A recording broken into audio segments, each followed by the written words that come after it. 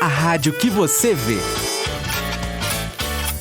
Eu sou um cachorro sortudo, meu dono é legal e por mim faz de tudo. Pero eu sou um gato matreiro. A Bichos da Serra Pet Shop está de loja nova. Mudou para o prédio ao lado. Continuamos com o mesmo amor, carinho e atenção. A loja tá linda, sempre pronta para receber você e seu pet com muito conforto. Venha conhecer. Bichos da Serra Pet Shop.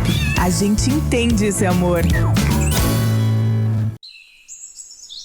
A Verde Verso é uma ponte entre o agricultor orgânico e o consumidor consciente.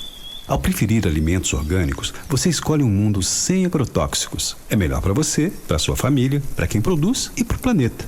Em Canela e Gramado, você pode pedir pelo WhatsApp e receber alimentos orgânicos em casa ou visitar a nossa loja física que fica na estrada para o Laje de Pedra. Verde Verso. Prefira alimentos orgânicos. Prefira alimentos locais.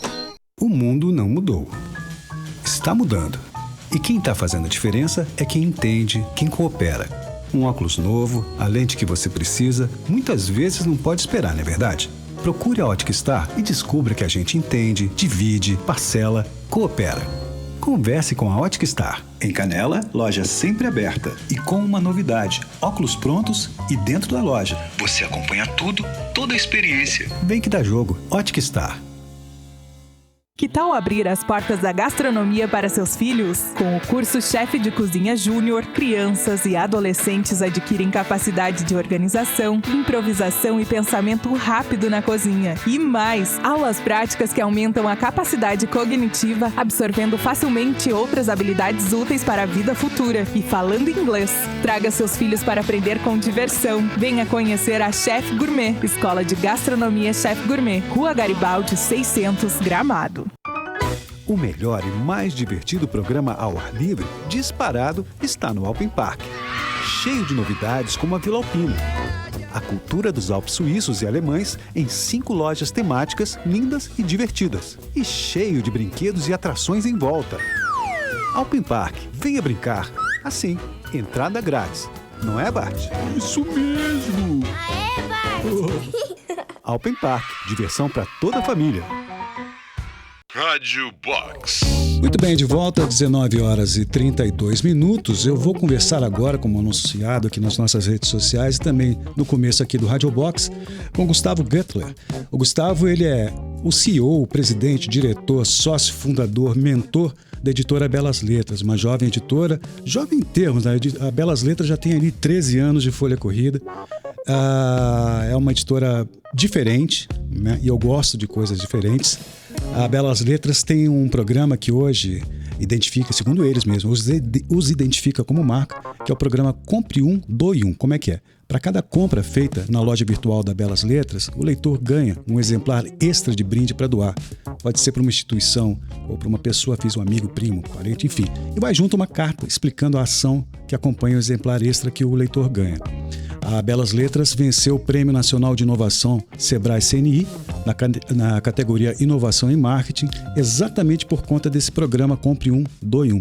De quebra, pela mesma campanha, eles também são a única empresa brasileira finalista do Prêmio Mundial Future Book Awards de 2019. E agora, em 2021, eles foram premiados pelo Great Place to Work. Estão na lista das 165 melhores empresas com menos de 100 funcionários para se trabalhar no Brasil. Bom, a história como eu disse, é uma jovem editora, mas tem uma história com estofo, com conteúdo, muita história dentro dessa editora. Eu vou dar boa noite agora para o Gustavo Guttler, que está me ouvindo. Gustavo, tudo bom? Tudo ótimo. Boa noite a todos os ouvintes. Eu não sei se são telespectadores também, porque a gente está batendo papo no Zoom aqui. São sim, porque a Clube ela tem um aplicativo que você consegue ver na Smart TV, no celular. Então, tem gente que está ouvindo, tem gente que está vendo e ouvindo você. Ah, que legal. Legal. É um prazer estar aqui. Caiu algum exagero aqui quando eu falei da Belas Letras? Não, até um pouquinho mais do que isso, né? Uma jovem, entre aspas, editoras com assim, acho que a gente enche uma sala aqui de títulos que vocês lançaram assim nesses 13 anos, né? Muita coisa mesmo, não é verdade? Tem bastante coisa assim, não é nenhuma jovem, é uma adolescente, né? 13 anos ainda Ainda é adolescente, pré-adolescente. Pré-adolescente. Uma adolescente vivida, viu, Gustavo? Ô, Gustavo, sabe como é que eu cheguei em você? Tem um monte de histórias assim cruzadas, né? Eu tenho um amigo, eu considero ele um amigo, que é o Gilvan Moura. O Gilvan é um dos maiores bitomaníacos do país. Ele é um youtuber também. Verdade.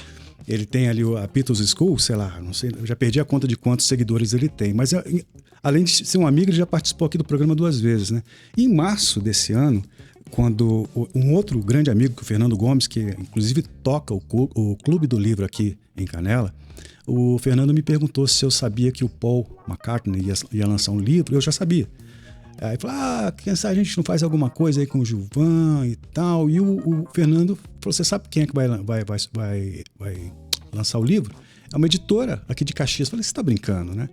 E aí eu conversei com o Gilvan, que legal, que você armar aí a gente faz junto. Legal. E aí fui ver quem era a Belas Letras. Eu já tinha lido um livro de vocês, que é o livro Neil Peart, do Rush, mas fazia muito tempo, né? E sempre ouvia falar de um título ou outro da Belas Letras, mas eu não tinha ligado uma coisa à outra, né?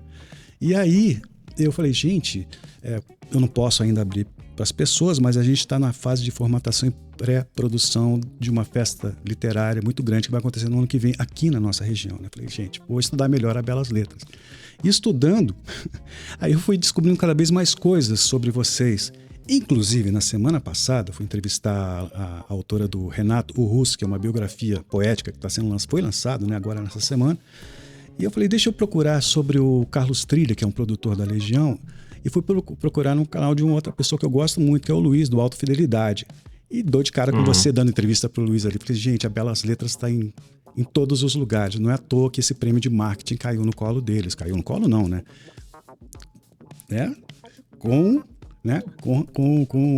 Com folga, né, Gustavo? Falei para te perguntar uma coisa. Eu sei que você é jornalista de formação e você tem uma história interessante. Aliás, muito bem contada no site de vocês. O texto de vocês ali, como é que é uma história não oficial, né? A história não oficial, mas não só essa, mas até o manifesto que vocês colocam. É muito bem escrito, cara. Eu tô falando demais, não tô deixando você falar. Agora eu vou passar a palavra para você. Como é que começou a Belas Letras? Tá escrito ali, mas eu queria que você contasse. Legal. Que legal essa iniciativa desse evento em Canela, né? A gente sabe que tem um potencial gigantesco a região. E é muito legal ter essas iniciativas. Eu adoro o Gilvan, eu sou sou audiência dele, sou público dele, eu escuto muito o canal dele, eu vejo, né, o canal no YouTube dos Beatles, e o que nos aproximou foi esse livro do Paul McCartney mesmo, que é As Memórias Definitivas, assim, do Paul McCartney. E eu costumo comentar que eu comecei a Belas Letras ouvindo palavras motivadoras, né? Então, assim, as palavras motivadoras que me inspiraram foi você está demitido. Então, aí começou, digamos assim, que foi um ponto de partida na minha vida, né? Uma história particular minha mesmo, mas que depois eu descobri que ela é muito comum entre a maioria dos empreendedores no Brasil, né? Então, a maioria das pessoas começam um negócio por necessidade, de alguma forma, ou porque perdeu seu emprego, enfim. E eu comecei um pouco dessa forma. Eu fui demitido de um dos empregos que eu tinha, e eu passei a fazer alguns trabalhos de freelance para editoras e tal. E nas livrarias, onde eu frequentava livrarias, eu sou filho de professora do ensino fundamental, então eu cresci de alguma forma cercado de livros. E aí eu trabalhava fazendo freela para editoras e para livrarias, e eu comecei a perceber que em algumas livrarias as pessoas procuravam por títulos, por assuntos que as livrarias não tinham. E aí eu comecei a montar projetos, eu montei 1 ou 2 projetos e comecei a oferecer para alguns dos meus chefes, digamos assim, né? E você que é jornalista, você deve ter ouvido falar no Assis Chateaubriand. Claro. Então tem uma biografia do Assis Chateaubriand em que muito célebre, do Fernando Moraes, que tem um momento que diz assim, se você quer ter suas ideias, então você abre um jornal você, né?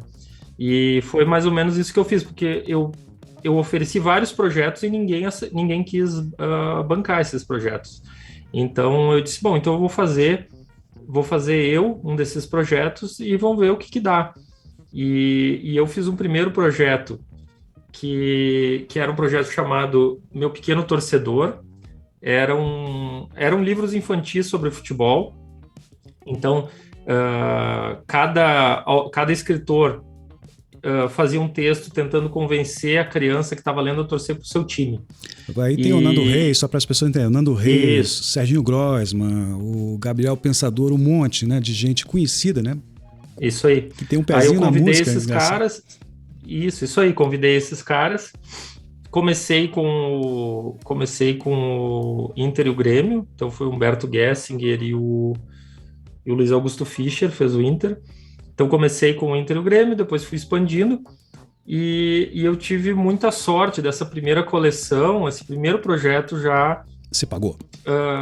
Foi muito bem, assim, sabe? Foi falando assim de mercado editorial e de venda de livros, ele vendeu 50 mil exemplares, o que já é Hoje você vender 2 mil, 3 mil exemplares, você está na lista de mais vendidos na Veja, né? Então, ele vendeu 50 mil exemplares. E aí deu combustível para seguir adiante. Então, eu tive essa sorte de ter começado com um projeto que deu certo de primeiro, que é muito raro, né? Cada vez mais raro. E aí segui adiante a partir dele, porque ele conseguiu me financiar. E você, por acaso, emendou um case de sucesso em outro? O seu segundo case de sucesso foi com o Papai é Pop? É isso? O segundo case foi... O segundo case, na verdade, foi o livro do... Até você estava tocando, eu me lembrei. Foi o Pra Ser Sincero, do Humberto Gessinger, que foi uma biografia que ele escreveu dos engenheiros. Ele nunca tinha escrito nada. E por acaso eu tive contato com ele nesse projeto do Grêmio, e aí eu disse, poxa, por que você não conta a história e tal? E aí eu me lembro que ele disse, nunca pensei nisso, e etc. E aí a gente ficou um tempo pensando e no final ele acabou contando. Então esse foi o segundo caso.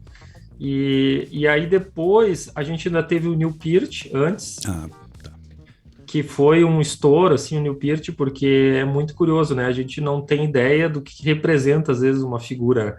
E ele era uma pessoa que tinha tem ainda, né? Uma legião de fãs.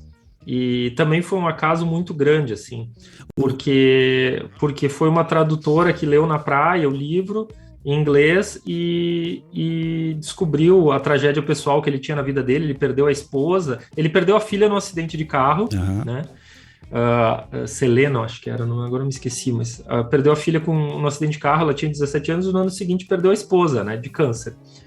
E aí ele resolveu viajar de moto, né? Ele viajou 80, se não me engano, foi 80 mil milhas. Isso aí deve dar o quê? 120 mil quilômetros de moto. Aliás, deixa eu interromper você um pouquinho. Esse livro eu li e eu emprestei para uma figura conhecida aqui da região. Ele nunca mais me devolveu esse livro. Eu sei que ele vai estar ouvindo a gente aqui agora. Estou fazendo um pedido. Você cometeu um pecado, né? Não se empresta livros. Não, mas eu empresto, eu dou muito livro, sabe? Eu leio minha regra é o seguinte, eu leio 2 vezes mesmo um livro e eu passo adiante. Mas esse eu li uma vez só. Eu queria ele de volta. Mas vamos lá, segue aí com o Neil Peart. O Rush é uma banda, como é que fala? Ela é injustiçada. Muita gente acha que o Rush não é tão insensado como deveria ser. E o Neil Peart, por ser o baterista, mas ele é o letrista da banda, né? O Neil Peart faz as letras. Ele é um cara que sabe escrever, ele tem um domínio da palavra, ele tem um domínio da crônica. E você já sabia disso? Não, né? Porque foi uma tradutora que estava na praia, lendo em inglês, e aí a ideia do projeto surgiu, não é isso? E aí ela sugeriu o projeto, e aí eu fui atrás. Então eu disse, não acredito que esse livro nunca foi traduzido para o português, né? E aí descobri que teve uma série de desencontros, né? A editora, na época, tinha comprado o livro e aí deu um atrito com os agentes do autor, enfim, e ficou num limbo, assim. Acontece às vezes com alguns livros, eles ficam num limbo, que nem os diários do Kurt Cobain, né? Durante 19 anos não foi publicado no Brasil e a gente lançou esse ano. Então, o Neil Peart foi isso aí, ele ficou, sei lá, 10, 15 anos, acho que até mais do que 15 anos. Esse livro num limbo, e aí fui pesquisar e tal, e conseguimos fazer contato com os agentes dele, acabamos comprando, foi um sucesso estrondoso, porque o Neil Peart, além dele falar sobre tem os fãs do Rush, que são muitos, porque ele tem um público que não... ele tem um público muito grande, só que é um público que não faz barulho, entendeu? É um público silencioso, que tá ali, que gosta dele e tal, mas que não... Agora eles têm um encontro e tal, em Santa Catarina, mas não tinha uma comunidade unida. Então, estavam dispersos aí. Mas é uma comunidade bem grande. E aí, a gente publicou esse livro do Neil Peart, que chama Ghost Rider, e além do público do Rush, ainda tem um outro público que ele atingiu, que é o público, os psicólogos, né? Porque tem a questão de como ele processa o luto durante a viagem. Então pegou assim, começou a ser recomendado de consultório de psicólogo, de psiquiatra, para lidar com luto e tal, e acabou extrapolando assim, a esfera da música. Então a gente acabou fazendo amizade com o agente dele no Canadá, e o agente acabou dizendo, pô, vocês não querem publicar todos os outros livros dele? E aí a gente começou a trazer os outros livros, que ele tinha vários livros.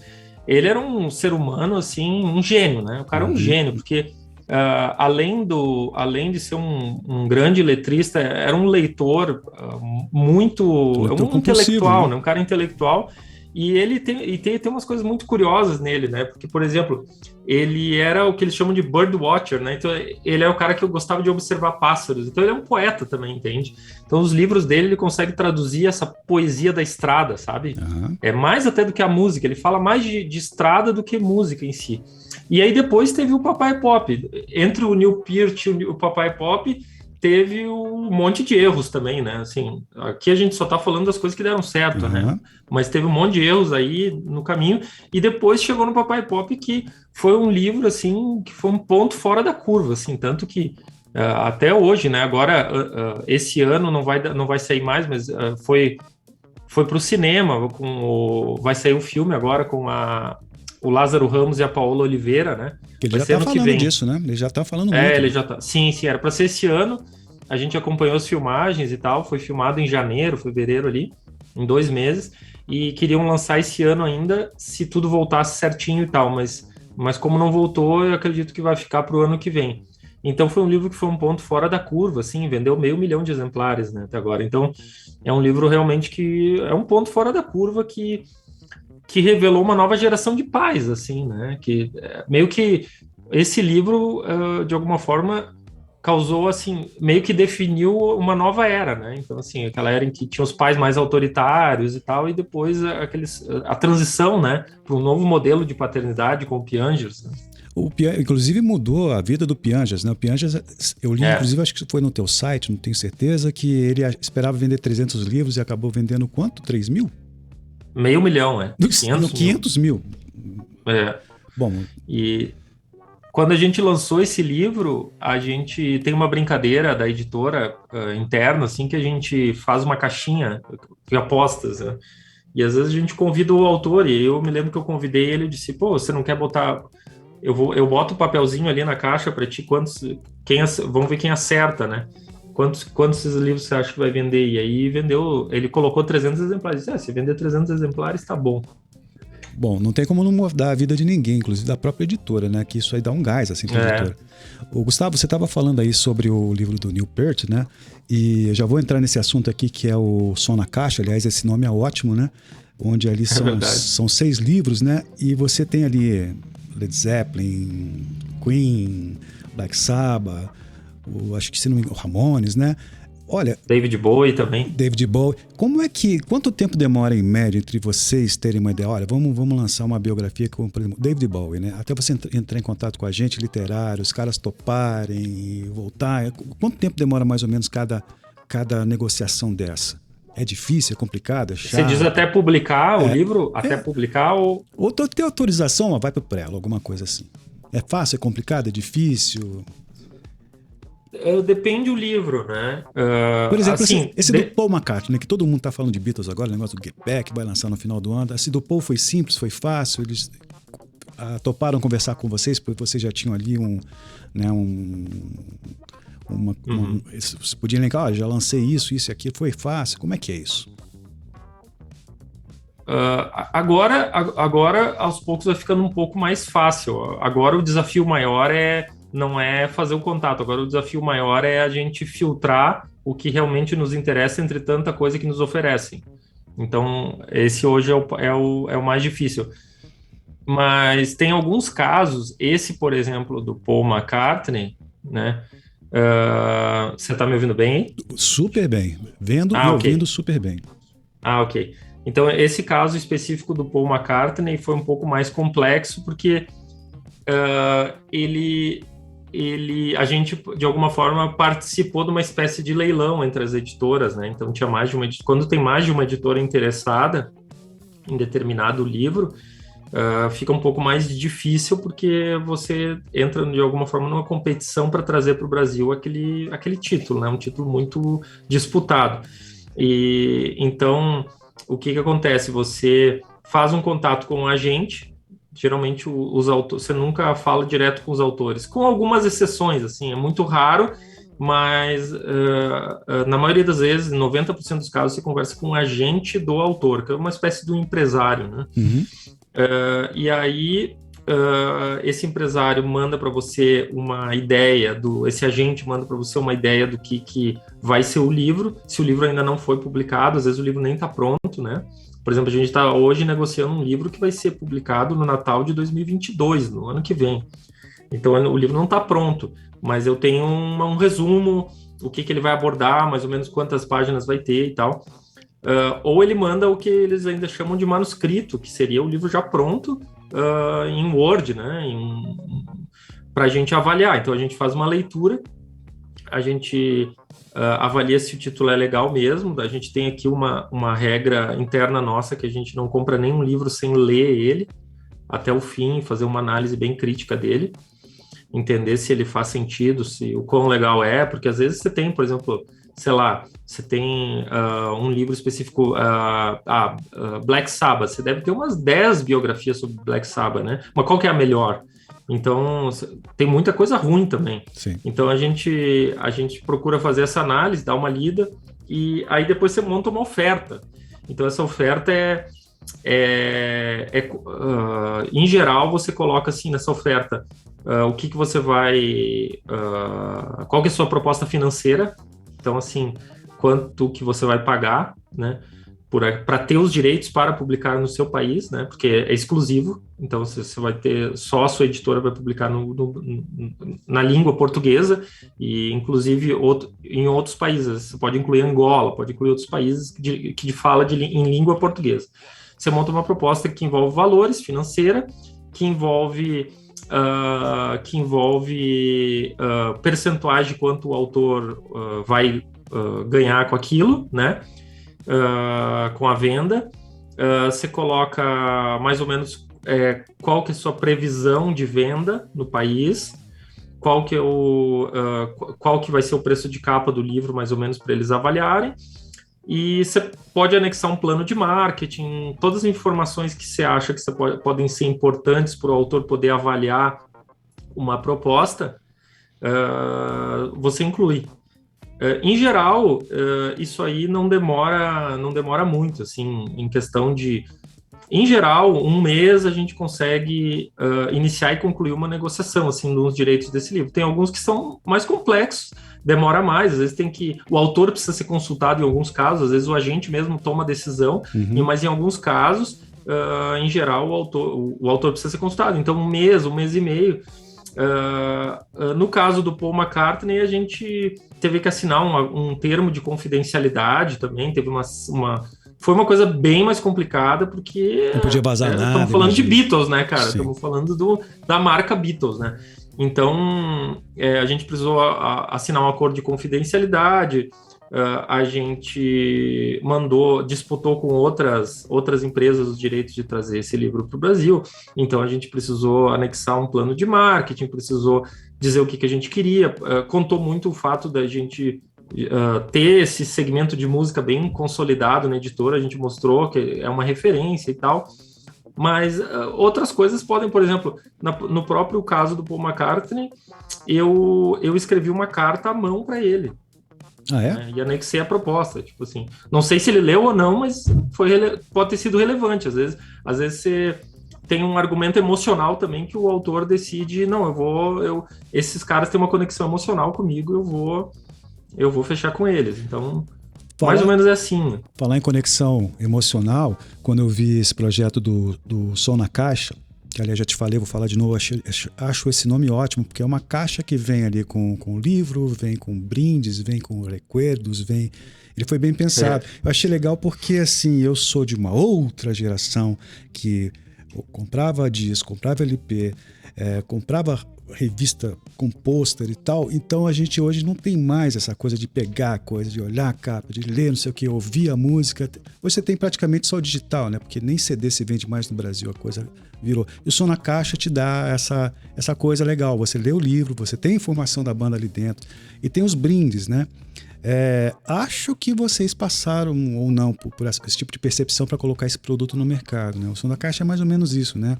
Um livro ali dentro, um bom livro sobre o artista, mais os brindes, e a pessoa pega, recebe aquilo em casa e fica, sabe, aquela coisa que tinha antigamente, as pessoas perderam um pouco. É isso? É exatamente isso, porque se você parar para pensar, a gente perdeu quase que completamente a conexão física com a música. Então, a gente perdeu o contato que a gente tinha, vamos lá, o Walkman, lembra do Walkman, né? Sim, claro. A gente tinha... Enfim, a gente sempre teve uma conexão física com a música. Até os anos 2000 ali. Depois dos streamings de música, a gente passou a ter uma conexão só meramente auditiva, né? E música não é só som. Não. Música é sentimento, é toque, é um momento, é uma memória. Então, tanto que agora os vinis estão voltando um pouco com força e tal, por causa talvez disso aí. E com a pandemia os shows também acabaram. A única conexão física que a gente tinha com a música eram os shows ainda.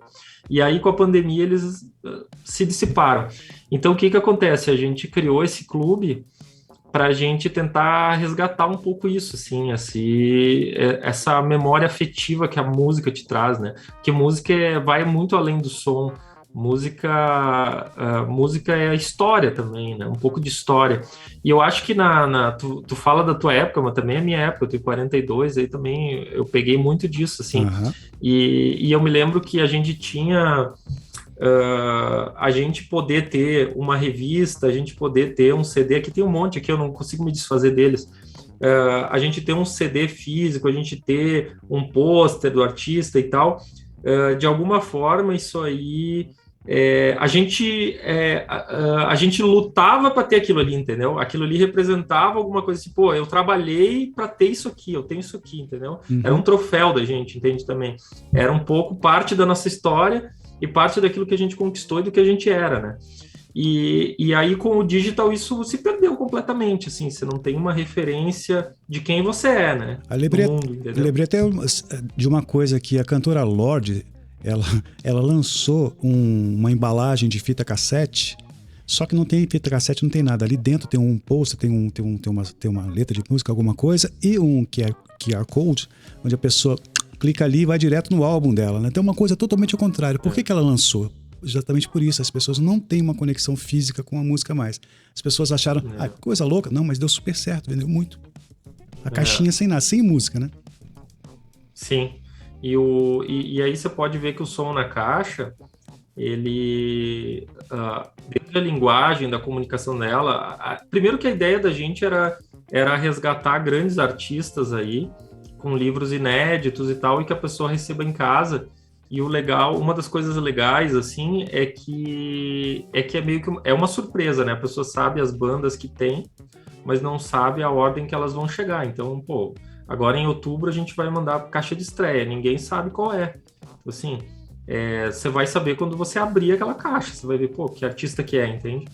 E aí você vai ter além de ter um livro que é um livro inédito, nunca publicado no Brasil, com uma classificação no mínimo de 4.6, a gente colocou como régua o seguinte: nós só vamos colocar no Som na Caixa livros que tem uma média de avaliações dos leitores nos Estados Unidos ou no país seu de origem, que tem muito livro que é britânico também, que tem uma nota dos leitores mínima de 4,6 sobre 5.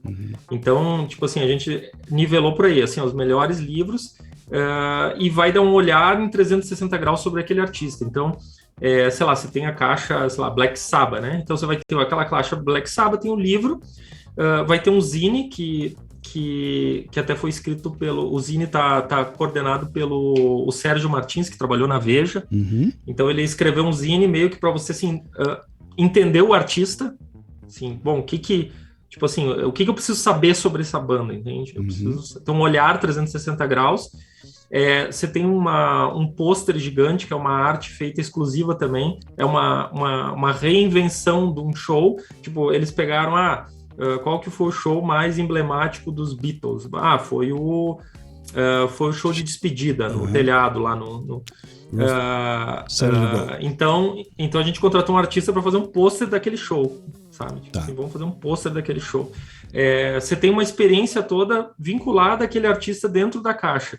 E a experiência é tão física mesmo que você pode ver a caixa, a linguagem visual toda do clube, ela é toda baseada em fios, né, em cabos. Se você olhar, assim, tem cabos. E é uma coisa que, durante muito tempo, a gente odiava aquilo, entendeu? Eu odiava cabo, né? Um monte de cabo, que tudo feio na mesa e tal, aqueles cabos. Cara, e agora eu tenho saudade disso. Pô, não tem mais cabo, entendeu? Então é tudo resgatar essa memória afetiva que a gente tem com a música dentro de uma caixa. Bom, gente, infelizmente o papo tá bom, mas eu vou ter que interromper porque tá na hora da Voz do Brasil. Mas, Gustavo, obrigado por ter topado conversar com a gente aqui. Eu sou fã da Belas Letras, tá? Conte com a gente aqui sempre para divulgar as coisas. Te espero agora ao vivo, numa próxima oportunidade. Tem um monte de coisa para te perguntar, como seria, que prêmio é esse, Great Place to Work, se é realmente bom trabalhar na Belas Letras. Tem um monte de coisa para te perguntar, mas não cabe, a gente acaba conversando. E essa coisa das lives, né? As pessoas ficaram acostumadas a conversar 1h30, 2 horas, né? O rádio a gente tem um pouquinho de limitação, mas essa é a primeira de outras que eu espero receber você aqui, tá bom? Obrigado, te agradeço imensamente aí. Parabéns pelo trabalho de vocês, e fico à disposição aí para o próximo conversa. Os ouvintes, quem tá vendo a gente agora na internet... A gente pode sortear livro entre os ouvintes? Sempre, podemos sortear sempre. Pô, então depois nós vamos fazer uma coisa legal aí, que agora não dá tempo mais. Tá. Mas aí eu mando para vocês aí, para você fazer alguma coisa. Tá bom, super combinado. Ó, conversei com o Gustavo Goettler, falei seu nome certo, não falei, Gustavo? Goettler, é assim? Falou, perfeito. Aê! Perfeito. Nada como alguém que mora numa região de origem alemã aí para não errar o nome. Só que eu sou um gaúcho fajuto, eu sou do Rio de Janeiro, então me esforço aqui para conseguir o meu visto de cidadania aqui da Serra Gaúcha. Tá difícil, uma hora ele sai para mim aqui. Uma hora sai o visto. Tá bom. Bom, então a gente fala mais sobre o Som na Caixa, quem se interessou, fácil encontrar a Belas Letras nas redes sociais, Instagram, tem um site deles. E é isso. Gustavo, obrigado. Na sequência, aquele programa maravilhoso, A Voz do Brasil. Obrigado, Gustavo. Obrigadão, um abraço.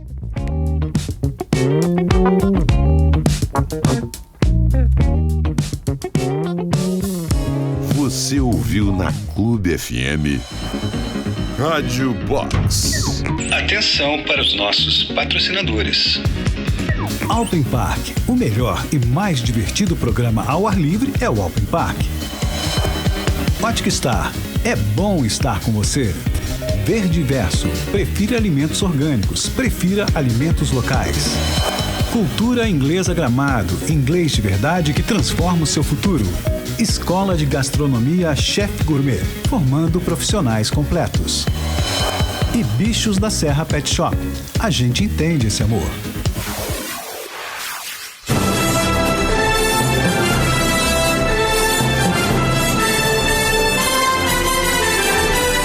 Está no ar a Voz do Brasil. As notícias do governo federal que movimentaram o país no dia de hoje. Olá, boa noite. Boa noite para você que nos acompanha em todo o país. Quarta-feira, 13 de outubro de 2020.